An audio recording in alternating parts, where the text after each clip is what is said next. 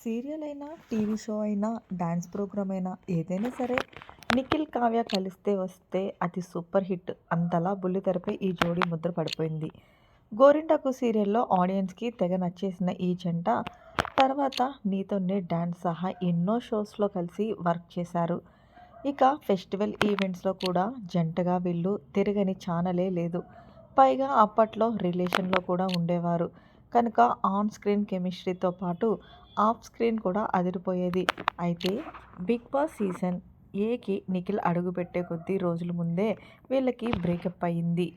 ఆ తర్వాత హౌస్‌లో నిఖిల్ చెప్పిన కబుర్లు బయటికి వచ్చిన తర్వాత ఇంటర్వ్యూలో ఒకదానికొకటి సంబంధమే లేదు. ఇక ఇప్పుడు ఏ షోకి వెళ్ళినా నిఖిల్ అయితే తను ప్రేమలో మోసపోయానని, ఎవరైనా ప్రేమించేటప్పుడు ఒకటికి 2 సార్లు ఆలోచించాలని, అవతల వ్యక్తిని వెంటనే నమ్మొద్దు అంటూ సలహాలిస్తున్నాడు.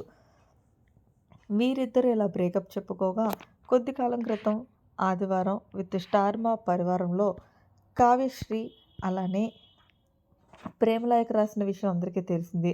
జీ తెలుగులో ప్రసారం కాబోతున్న సంక్రాంతి అల్లుళ్ళ పండక్కి వస్తున్నారు. ఈవెంట్‌లో కావ్యశ్రీ సందడి చేసింది. ఈవెంట్‌లో భాగంగా అల్లుళ్ళకి ప్రేమలేఖ రాయమని చెప్పారు. మరొక్కసారి అందమైన ప్రేమలేఖ రాసింది కావ్యశ్రీ.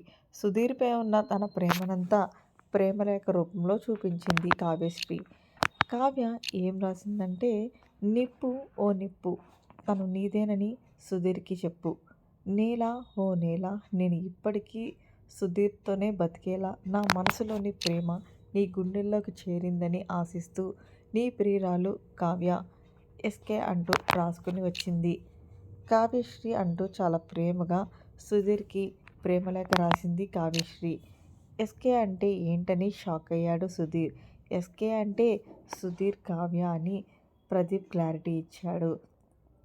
తర్వాత కావ్యశ్రీ, సుధీర్ కలిపి సాంగ్‌కి డాన్స్ కూడా చేశారు. మరిన్ని లేటెస్ట్ అప్డేట్స్ కోసం మన ఛానల్‌ని సబ్స్క్రైబ్ చేసుకోండి. Thanks for watching. By by. Have a nice day.